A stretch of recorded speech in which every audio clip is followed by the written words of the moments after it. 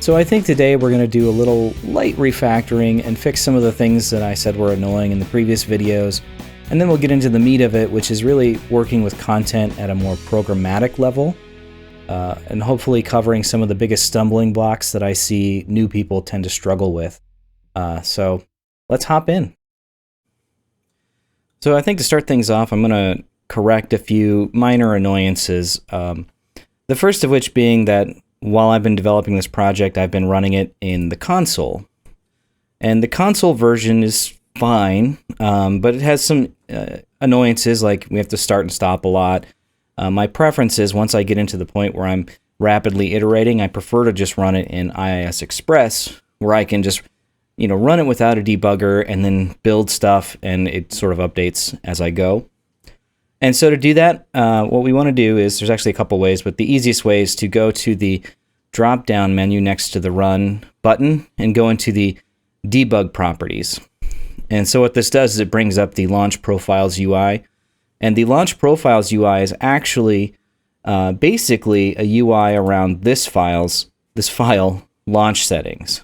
And so as I make changes from the UI, they should appear here. So what I'm going to do is go ahead and launch the UI. I'm going to create a new profile using IIS Express. And it's going to name it Profile 1, which is stupid. But if you click this button here, you can rename it Express. And so I need to give this an application URL for IIS Express. And I want to run this on HTTPS. It needs to be on localhost. And the thing about these HTTPS URLs on IIS Express is they must start with a port number of 443 followed by two other numbers. So I'm going to do 44301. And that's in order to enable SSL. If you're using HTTP, you don't necessarily have to start with 443, but for HTTPS on IIS Express, it must be 443 and then two-digit number.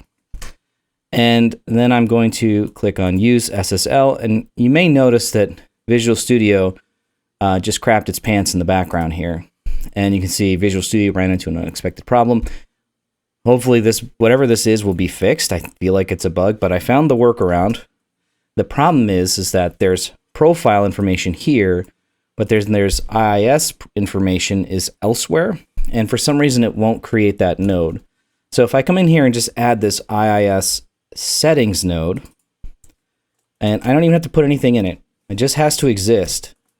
If I do that and then go back into the UI, I can go to IIS Express, set my app URL, click on Use SSL, and you can see the file is updating now correctly. Now, if you want, you can also tell the system to launch the browser when you start debugging and give it that URL to launch the browser, every time you hit start. I'm not going to do that. That drives me crazy. I prefer not having that on, but you do you. The other thing I would do is, if you look, we have our original blend.cms default profile has some environment variables. I could go into the UI. There's environment variables here, and I could type all that in.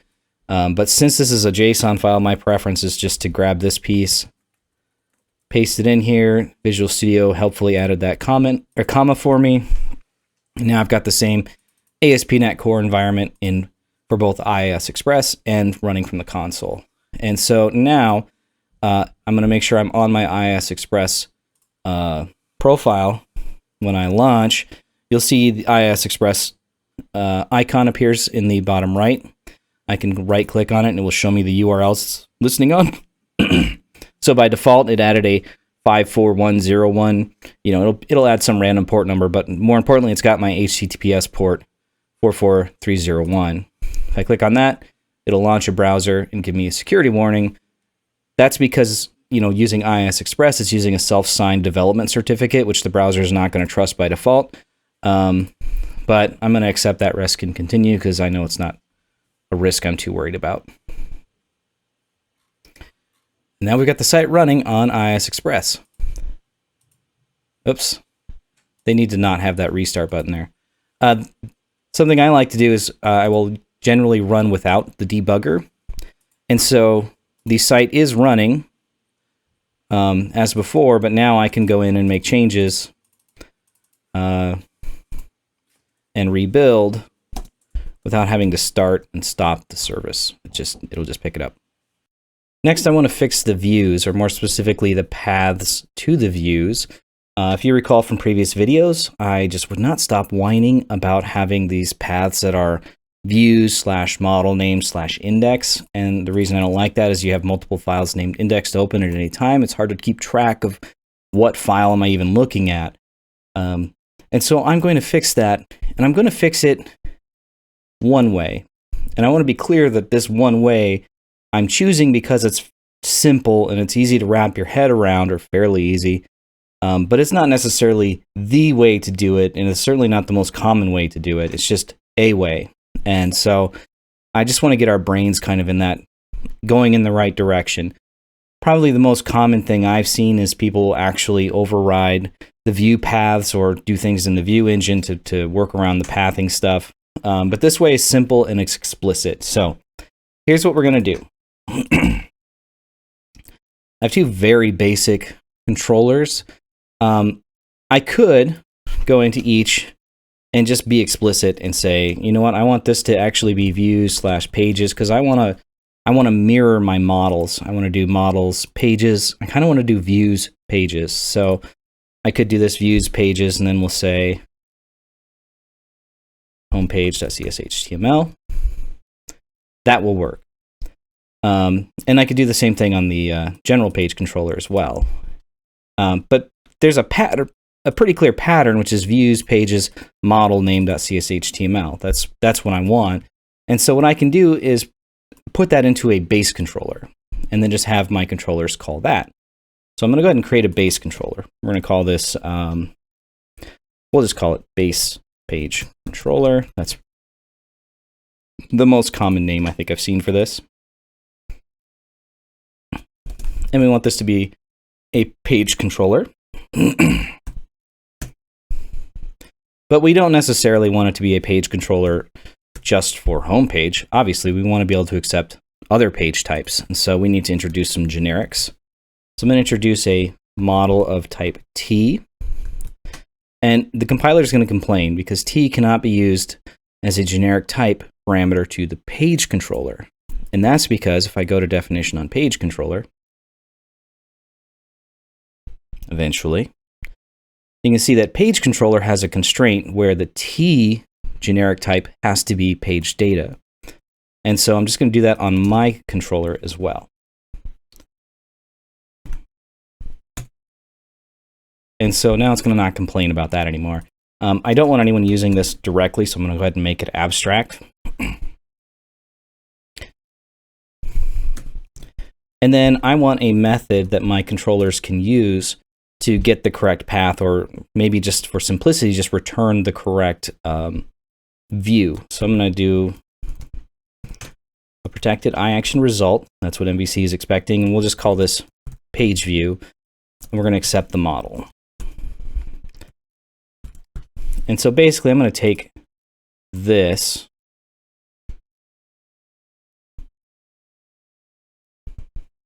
and instead of calling that current content, I called it model. We can do that.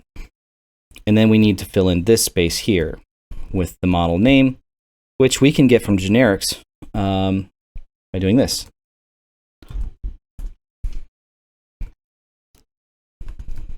Now what I can do is go into my homepage controller, change it to a base page controller, and return page view current content. I can do the same thing for my general page controller.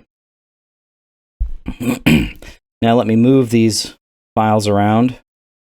So this is actually going to become general page.cshtml. As you can tell, I hate typing, so homepage. And then we need a folder called view or pages. I'm going to move these two into that and get rid of those.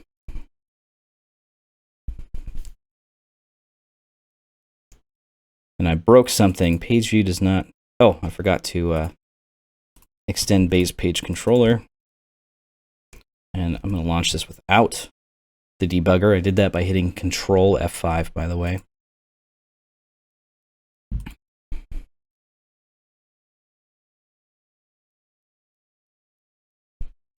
And it still works.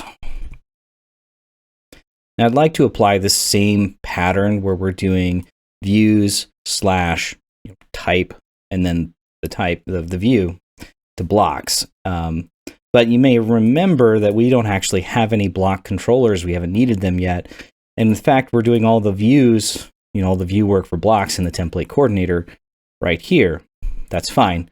We have a couple of options we could do. We could do something like this where we just manually adjust these. If I could type, we could do that. But I think, like I mentioned when we first built this, there's kind of a pattern here. And maybe I'll just make a method, a little helper method to do this pattern for me. So what I'm going to do is create a private function called, we'll just say register block. Now I need to know what type of block it is.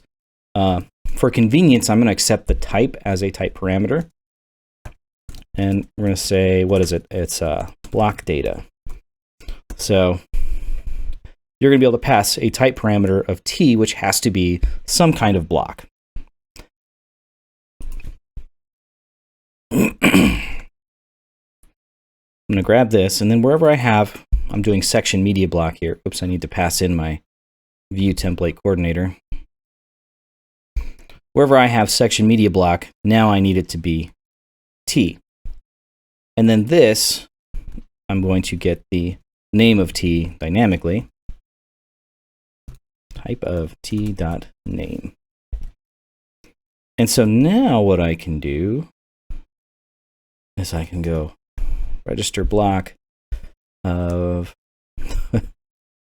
this.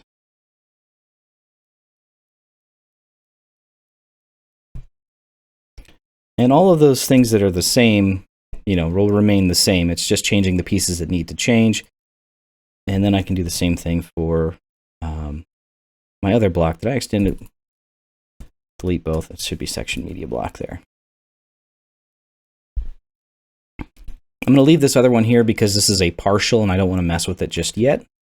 It's a page partial, but the blocks should be good to go now. I just need to move them around a bit. So again, let's add the blocks folder. We're going to move link grid block.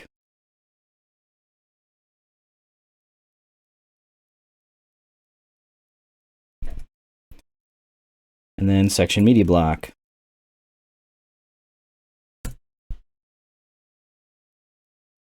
Yeah, stop telling me that. I know. Okay.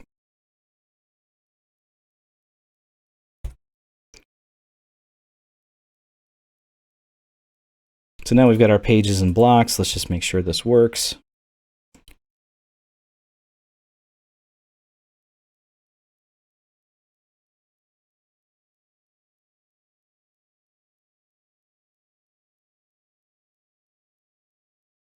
I think I have both blocks on the general example page.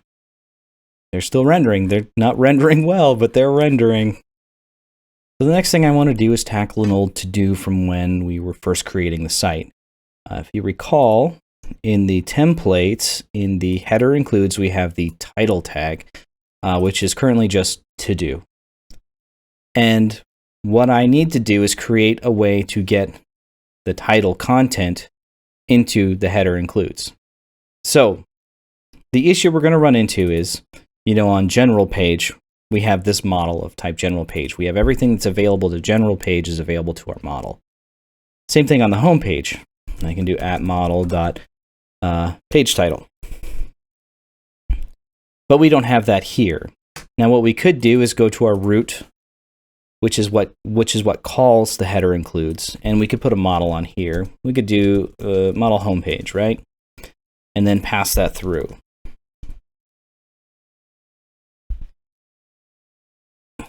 And that would make it available on our header includes as well. Oops. And then you could do @model.page title. That works for the home page, doesn't work for general page because the model type would be wrong. So we could technically change this to like an abstract content page type. That might actually work, but it's not really what we want to do. So what I'm going to do, undo all these changes. And we're going to kind of switch modes for how we're developing. Let me get rid of all this stuff.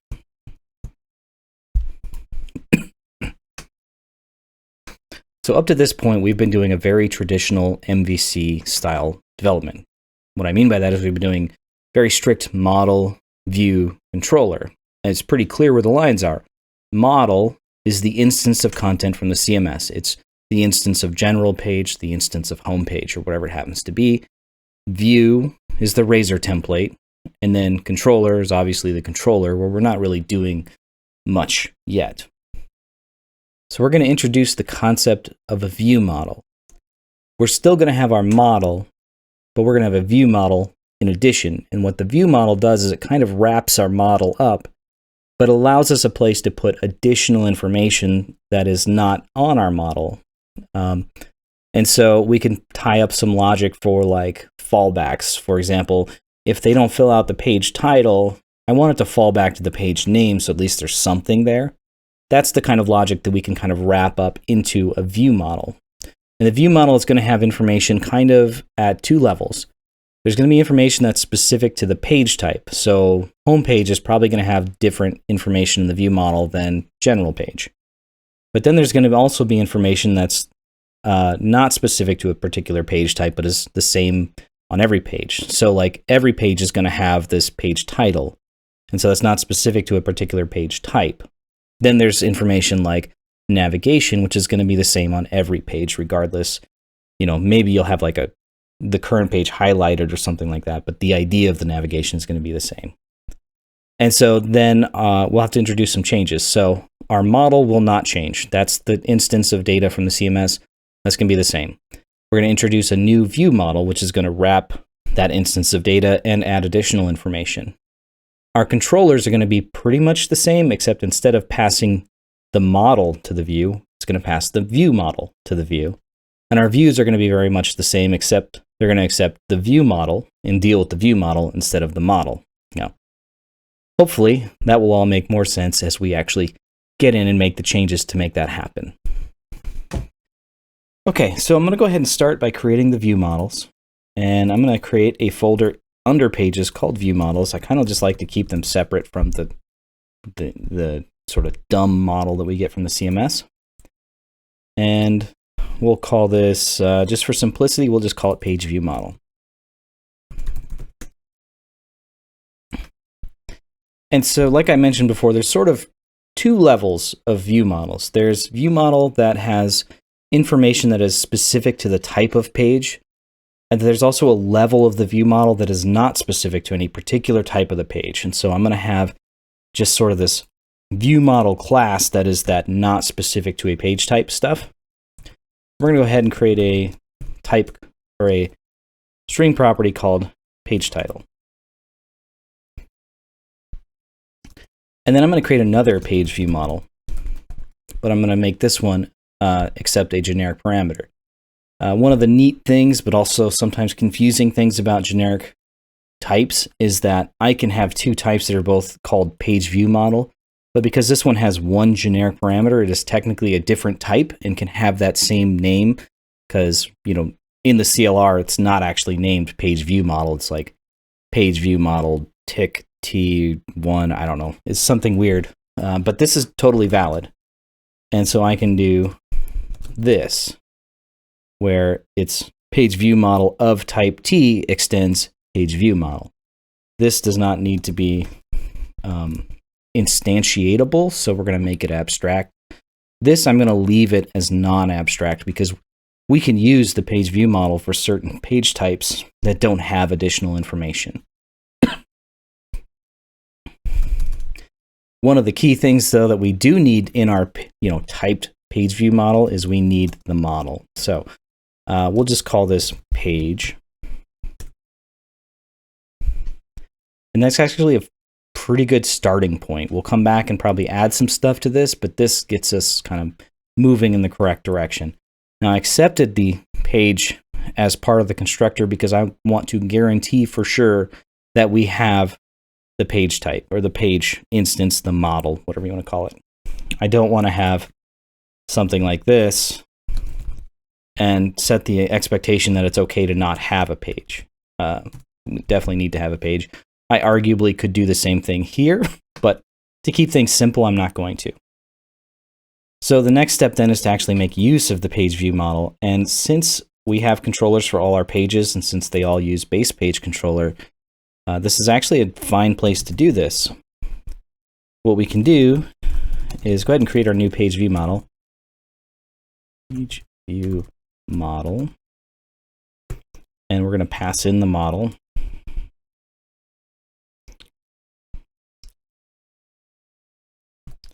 And it can't figure out which instance I'm using without the type parameter, so I'll go ahead and pass that in. And then we're going to pass our view model to the view. And while we're doing that, I want to go ahead and set that page title value. Now, I know through through my where clause here that this is at least page data, but I don't know anything else about it. So if I go to .model, there is no page title. But if I adjust my constraints here to be a little more specific and I say abstract content page, this still works with the constraint of page controller because we know abstract content page extends page data. And so that will still work here, but because we're more specific now here, I actually have more information and I know that there's a page title.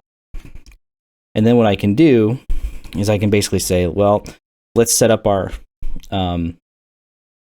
chain here so that if page title is not available, if it's null or empty, let's use the name. And we basically know that name will always exist.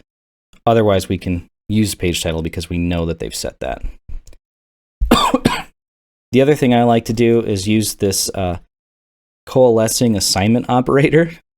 If you haven't seen this in C# before, it's pretty neat. But basically, what this will do is if page title is not null, it will just keep whatever's in page title and not execute any of the rest of this and not set the value. But if page title is null, then it will execute what's on the right side and set page title to that value. And the reason I'm doing that is so that within my controller, a little down the line, if we want to set page title manually in the controller, we have that option. Right now, we'll just do this way. So we've got our page view model. Now we're passing our page view model to our views, which means our views are going to break because they're expecting just model. In fact, if I launch this and we navigate to the home page, it ain't going to work.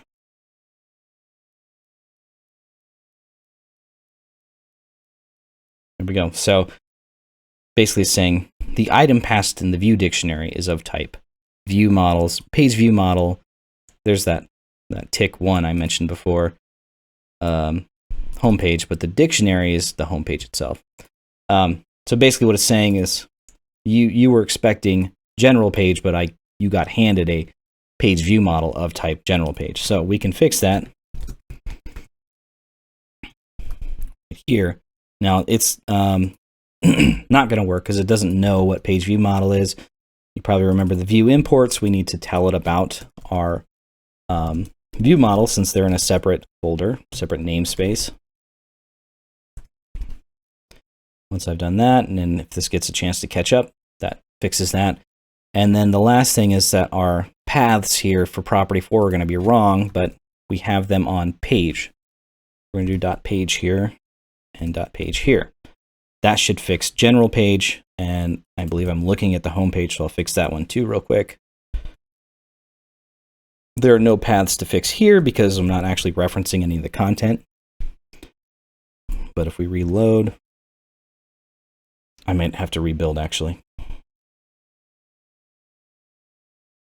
Yeah, it stopped. Sorry.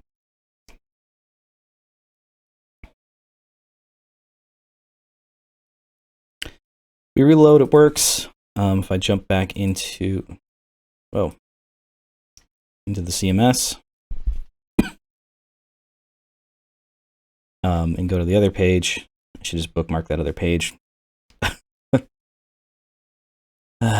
Went to the old port. That's not going to work. And this page is working as well. So how do we fix the title? So again, if we go into our layouts, let's go on back to the root. You know, we're referencing header includes. Header includes is where our title is. And so we need a model here that we can pull the title off. And we know that we put the title on page view model at this level. The non-page type specific level is page title. So what we can do is expect that model type. So we're going to expect page view model with no type here. And this gives us access to just that information. We'll just put that right there. And now we need to pass that model through. And again, the root page doesn't care what type of page you're looking at because it doesn't have any type specific content on the page. So we'll do the page view model without the type information at this level. And we'll just pass that along. Now, if I rebuild, launch, make sure it's running, see the complaint about real-time errors, and just view the site, the title is now coming through. If I jump back into here to view the general example page, general example. Now let me change the page title real quick.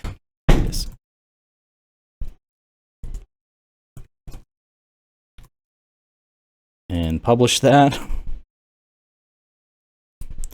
Reload. Now we have the example page title pulling through correctly. So having introduced the concept of a view model and started using the view model, I thought it would be a good idea to start introducing some of the content APIs and actually working with content programmatically.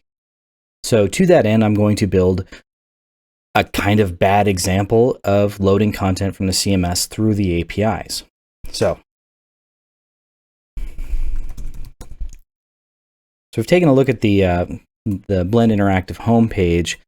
At the bottom, towards the bottom, we have news and thoughts, and this is obviously a feed coming from the news, from our blog, from news articles. I thought I would take this and just sort of do a rough example of loading content to sort of simulate this. And I'm going to prefix this the way I prefix so many things and say this is not what you should do in production. This is just to show you the APIs. Generally, if we're doing anything that's like related content or pulling from a list or whatever, I prefer to use some kind of index. If you've got Optimizely's product search and navigation, formerly known as Episerver Find, that's a good place to pull this information from. Or if you've got some kind of other third-party thing like Solar or Elasticsearch or whatever, I prefer to pull things out of that index rather than querying the database, which is not exactly what you're doing. But again, just in general, you probably prefer to use some kind of index, but we're going to do it straight through the content APIs. So I think to do this, I'm actually going to start with the view. And the way I'm going to do it is by stealing some markup like I always do. Let's look for article listing block. This is clearly meant to be a block, but we're going to treat it like part of the page. So let's grab all of this section HTML. Where is it? There it is.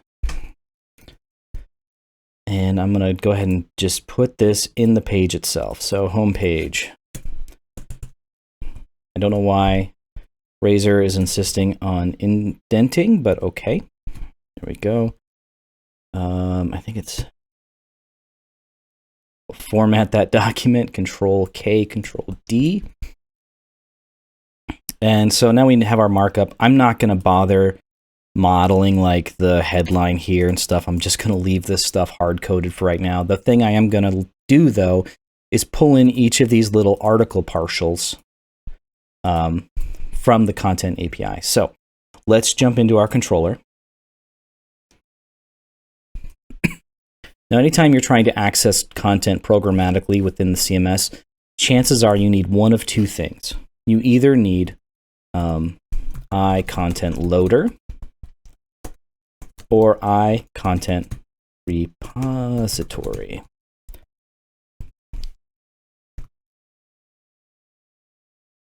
The difference between these is IContentLoader basically gives you read-only access to content. So generally, if you are not specifically changing anything about the content, use Content Loader. Don't use Content Repository unless you are specifically planning on making changes. So we're going to need an instance of IContentLoader in order to load this content. And there are several ways to get an instance of that. We're going to do the preferred way, which is to inject it into the constructor. Oops, I don't want it public. We'll do a private read-only field. So now I have an instance of IContentLoader. IContentLoader is basically your gateway to the world of content within the CMS. It allows you to load content by ID, list child pages, all of that kind of stuff. And so we're just going to list child pages to start with. Keep it simple. So you do contentloader.get children. And this is a generic method, so we need to pass in a type. And we could be specific and get children of a particular type. We could be very general and do IContent. All pages and sort of blocks will implement IContent. But I think I'm going to go with abstract content page, so I know that I'm getting pages that are of the type that, that we created. And we can't just do this. We need to pass in the what page to get the children of. And so we want children of the home page, and we happen to be on the home page, so it's the current page. So we'll do current content, and it's expecting a content reference, which you can get by doing content link. And so basically I'm saying, hey, for the current content, give me all child pages. And then I could just, for simplicity, put that on the view model, but I have to actually make the view model myself. As it is now, we are creating the view model in our base controller. I need to be able to create it here as well. And so what I'm going to do is grab some of this, or grab this piece of this code, and go ahead and do this here. But I know the type now. It's going to be homepage, and it's going to be called current content. And I need to bring in that namespace. There we go. Now, what I can do here is adjust, or maybe add another action result here, not public, protected, because I only want classes that descend from base page controller to be able to call this. You can't call it outside of that context. We'll do page view again, but instead I'm going to accept page view model of type T. When we'll call it view model. And again, I have to make this, oh no, I don't have to make it generic because we already have the generic type is defined up here. And then basically I can pull this stuff over.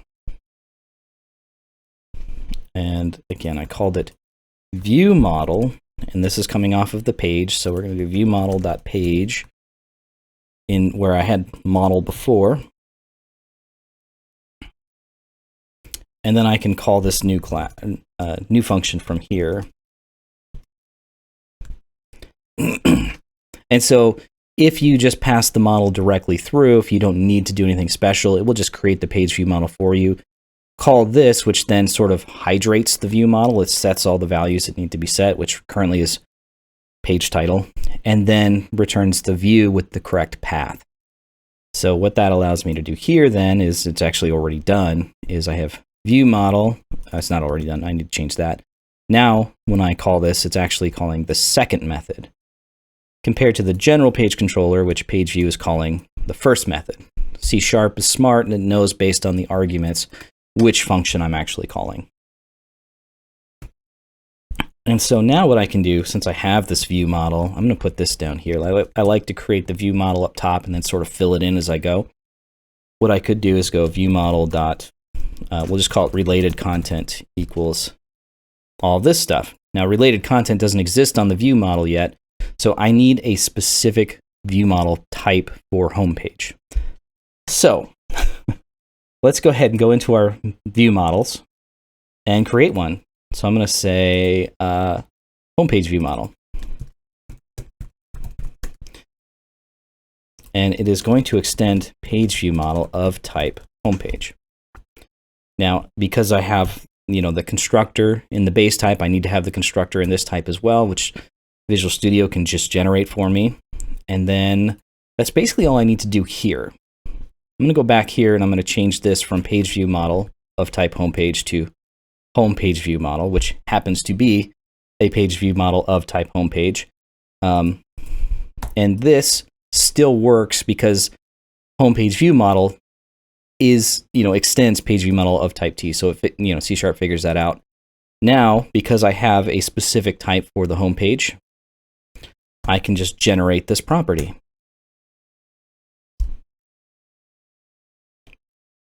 Okay, so just to recap, we really kind of ended up with 3 levels of page view model or view model. We have a page type specific view model that both has the page itself, but also some information that is specific to that page type that's sort of above and beyond the information we would get from the model. We have page view model, which is it knows the type of the page and it has the model itself, but doesn't really have anything else. So it has model specific information in that it has the model available. And then there's the top level, which is page view model with no type, which doesn't know really anything about the type of page, but only has information that's generalized to every page in the system. And we may notice that there's a warning here that we have related content. It got generated as non-nullable, but we haven't set it to anything. I like to do this, where I set it by default to an empty enumerable. And so that way this will never be null. I can't get null exceptions, but it could be empty. Even if I don't set this to anything, it will by default be an empty enumerable. So the next question then is, how do we render this content? So we go back to the home page. I've got all these article partials that I just, that are just hard coded, just HTML straight from the live website. I'm going to make a view, another partial view like we did before for basically abstract general page types, and I'm going to call it, I'll call it article partial just to be consistent. So let's go ahead and create a new view, empty view, article partial, paste that in, format the document, and then remember this is going to be an abstract content page type, and we know it's going to be at least, that's the most general thing it's going to be because that's what we're requesting from getChildren. And so we have abstract content type. I'm not going to fix a lot of this stuff, but we'll just do some of the things that are easy. So we can get the content URL again from the content reference, which is listed as content link. That can be confusing. Content link returns a content reference. You might also see some stuff like, maybe they removed it. There used to be like a page link, I think, or something like that from the old days, but content link is what you want to use now. So we can do that throughout here. I'm not going to bother changing most of this stuff. I just want to kind of hit the highlights here. So we know we have, I think I have a meta description. I can put that on there. And then we have the title. We'll just use the name of the page. So just basically, I'm just trying to render something that we can recognize. And then we need to set this up similar to what we've done in the past, where we've set up the partial routing for a page, and that was in, again, the template coordinator. And so I'm going to do the same thing, basically, except it's going to be article partial. Now, again, I could copy all of this and make necessary tweaks, but I think what I'm going to do is do a similar thing here where I add a convenience method for it. So we'll say register partial of type T, and we need to accept the view model template registrator, but we also need to have the tag name because these are specific to tags. And then the type has to be we'll say an abstract content page, but it has to at least be page data.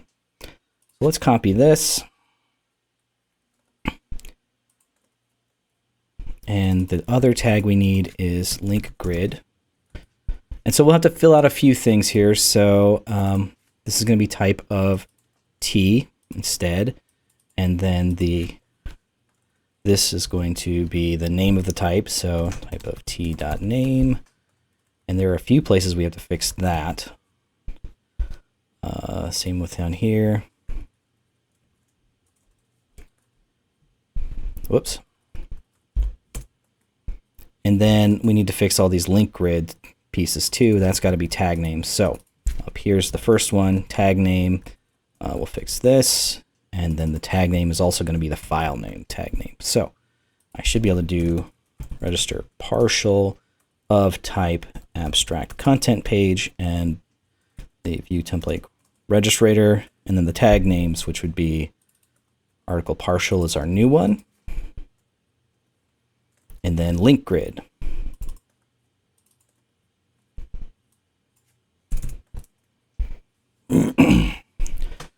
And now I need to actually make use of our new article partial tag. And I think I mentioned this before, but just in case I forgot, these tag names really should be in like a global static class, and we should be referencing them rather than having magic strings copy pasted throughout the project. But I'm going to copy paste this magic string for right now. So we've got those sections in there. We're going to get rid of these. And I'm just going to loop through those on the model. So if you remember on the homepage model, actually I got to fix that first. If I do model dot, I think I called it related content maybe, it's not there. And the reason it's not there is because the type that the page is expecting is still wrong. I need to change that to the new one that we just created, model, homepage view model. Now, related content is in there. So we're going to say for each page in related content. So how do we render the page here? You don't do this. That's wrong. You just get like, it doesn't work. Instead, what you can do without creating, you don't have to do @ because we want it to be in the code context. If you're familiar with Razor, right now I'm kind of in a code context where I can write C# directly. If I did text, now I'm in like an HTML context where I can't write C# directly. You can kind of see the highlighting, how it changes. So we want to stay in a code context for this. And just do html.render content data. I'm going to pass in the page. I'm going to say false because this is not in a content area. And then I can pass in the template tag, which is article partial. And because we're in a code, context, we need to have a semicolon. Render content data just needs to be called from a code context. So let's say you had a div around this. That's going to put us in an HTML context. You have to actually do this to get it to render correctly. You need that. You need the code context. So just be aware of that. I'm just going to leave it just as a reminder. Let's go ahead and launch it and see if it works.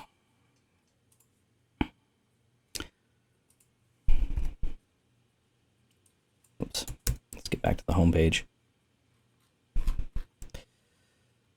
There it is. It's kind of hard to see because the page is a little bit broken, but you can see this is a test of the metadata description, and the link goes to general page example. Now that we have that working, I do want to cover just a quick caveat about working with content within Optimizely within the CMS. It's a common problem I see.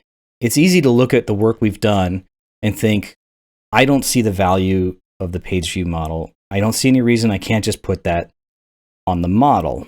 And logically, that makes sense. That seems intuitively like, yeah, it seems like you could just do that.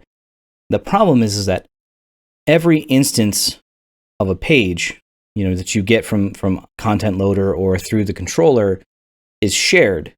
And so any changes you make to that piece of content gets made kind of across the board for every request that's getting that piece of content. And I'll show you what I mean.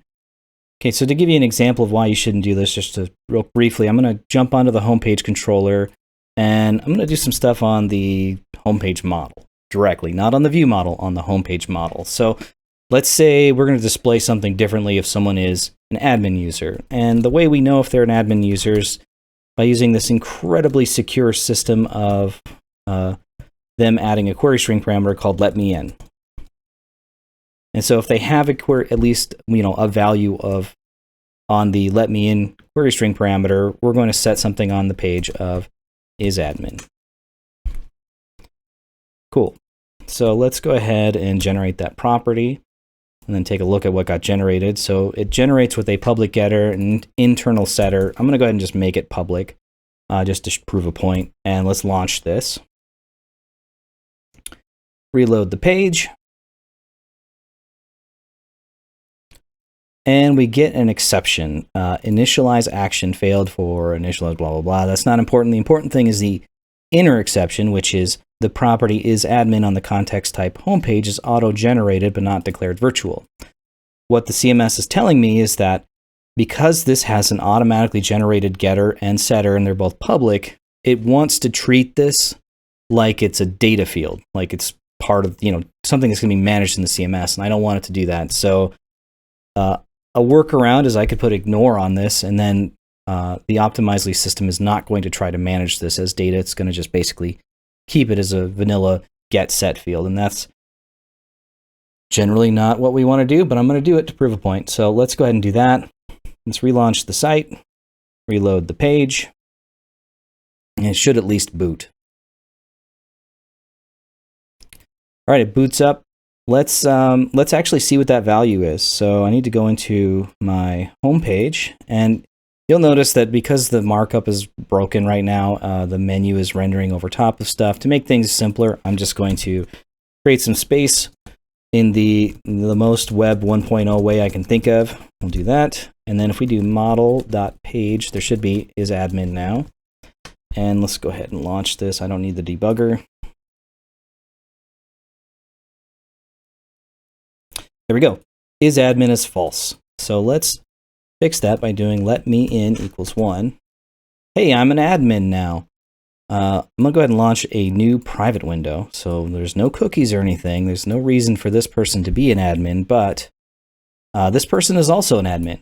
Basically, everyone from here on out is going to be an admin, because what happens is this current content is cached in memory and it is reused for every request across every thread.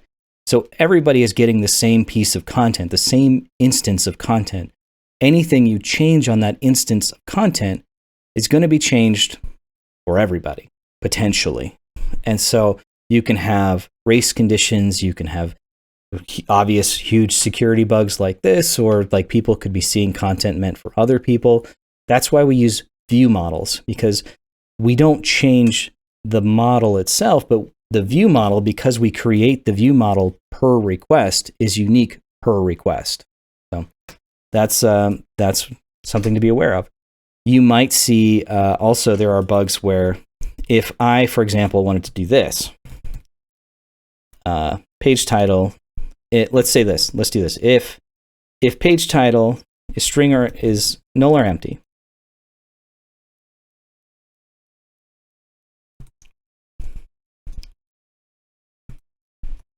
I want to set it to the name.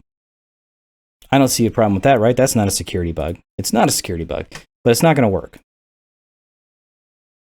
I guess I can close the private window. Let's open this one. And the reason is because the page property, page title property, is read-only. And so Optimizely is enforcing at runtime, don't change the properties, at least the properties that I manage at runtime. Now, I've seen people work around this, and I'm just showing you this as an example of what not to do. What I've seen people do is they will actually do this. Current content equals current content.CreateWritableClone. CreateWritableClone creates a new instance of this piece of content and marks it as read-write. The content that you get from the CMS by default is read-only. Now, CreateWritableClone actually returns back page data, so it's not going to like this. I have to cast it to homepage in order to do this. But if I do this, and then I come here, and let's just dump out the value of page title and run it, I've confirmed page title is empty on the home page. If I run this, we should see the page name appear. It should just say home page over here. So it works. Why would I not want to do this? And the reason you don't want to do this is because the fact that the same instance of content is used across all threads and all users, that is a caching mechanism and it is a performance thing. So if you are using CreateWritableClone in your controllers to just put temporary data on an object, a content model, you're defeating the caching system to some degree, and you're also taking on some performance implications. And so if you're going to use CreateWritableClone, only use it if you're planning to make data changes to save back to the database. Okay, now I want to talk briefly about blocks and content areas and some of the weirdness surrounding those. So if you'll recall, on our general page, we have a content area called bottom content area. And so I'm not even going to come up with a realistic scenario. I just want to start pulling some content from from the content area. So let's imagine that we had some scenario where we needed to, do different actions depending on the content type of each block within a content area. So the way we can get access to those blocks is we can get the block, we'll call them block references. Now bottom content area is nullable, so I guess we've got to check that it's not null. Then we'll do all this work. There's a couple ways to do it. You can do bottom content area dot items. That's going to be the thing that comes up probably by default as a suggestion. And basically it's going to get every single item in your content area as a content area item. And so just to see what that looks like, we'll do that first. Just to grab one, I just want to see what's on this. We have like content group. That's related to visitor groups, allowed roles, the content GUID, which identifies that piece of content, and then content link, which is the content reference that also identifies that piece of content. We're mostly going to be concerned with content link for right now. But I do want to point out before we move on that items is probably not the thing you want to use. Items will return every piece of content in the content area, whether you have access to it or not. And by you, I mean the current, visitor. What you probably want to do is .filtered items. And what filtered items does is it filters out anything that the person currently viewing the website shouldn't have access to. So it'll filter out unpublished content that's being hidden because of visitor groups, that kind of stuff.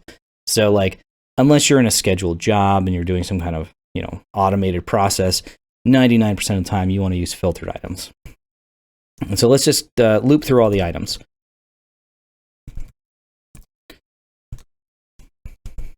And we need to load these blocks because right now all we have are the content links and content GUIDs.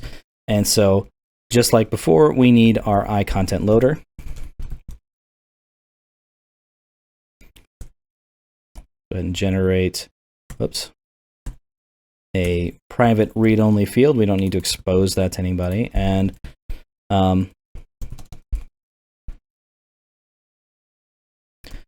so we know these are going to be block data, right? And then we have the content link on the reference object. Link. I need to bring in another namespace. And now let's say, like I said before, we need to do different things depending on the block type. So let's say, let's get the block type.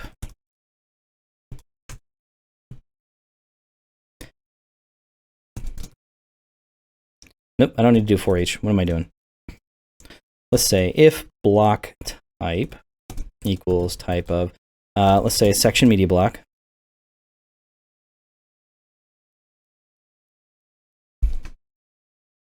We need to do one thing. Else if, do I have override on? That's weird. What's our other one? I think it's link grid block. Yeah.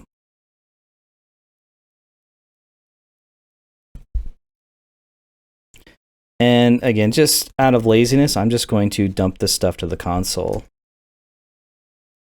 Whoops.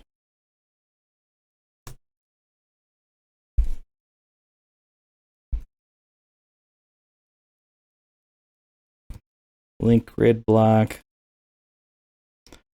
And then this last one, we don't know what the type is, so maybe I'll just put impossible. Because we know from our bottom content area that the only allowed types should be section media block and link grid block, right? That's, in theory, true. Let's go ahead and launch this.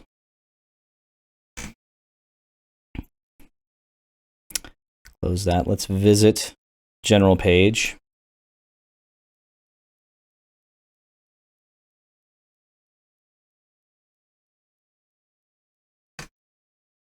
I'm going to view this on website. Now, I should be able to see the debugging output from this blend.cms ASP.NET Core web server. If I switch to that, you can see my console log is working and it's printing out impossible. Let me try it again. Reload. Impossible. So what is going on there? The fastest way to see, let's dump out what the actual type is. And we'll say block type, and I'm just going to do full name. Let's launch this again, reload it, check out the debug window. Actual type, castle.proxies.sectionMediaBlock proxy and linkgrid block proxy. What's happening here is when Optimizely creates content from the CMS, it does not give you the type that you provided. So this is true of blocks, but it's also true of pages. So let me set a breakpoint here and reload the page. If I jump into my immediate window and do current content dot get type dot full name, it's also a proxy. This one is general page underscore dynamic proxy. So Optimizely doesn't give you the original content or the original types. It creates proxies, and that's why in your objects everything has to be virtual, is because Optimizely is overriding your properties to do all the, to check if things are read-only or not, to track changes, all that stuff. That's why everything is virtual, and that's why if you do get type, you're going to get the wrong type. In fact, I'll hit a breakpoint here. The block type here is social media block proxy, and it'll be the link block proxy. So instead of doing get type, Optimizely provides you with a extension method called get original type. And if I run this now,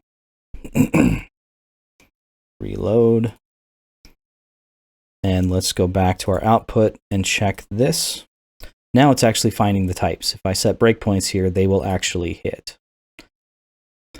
So I'm going to refactor this a little bit to show you how these proxy objects can be a little bit peculiar, in particular when you're dealing with blocks. So let's just ignore all of this for right now and change this up to do this a slightly different way. Let's say, let's use this syntax. If block is section media block,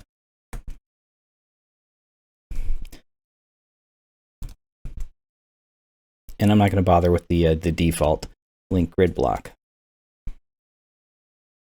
So now what I can do is do console.writeLine.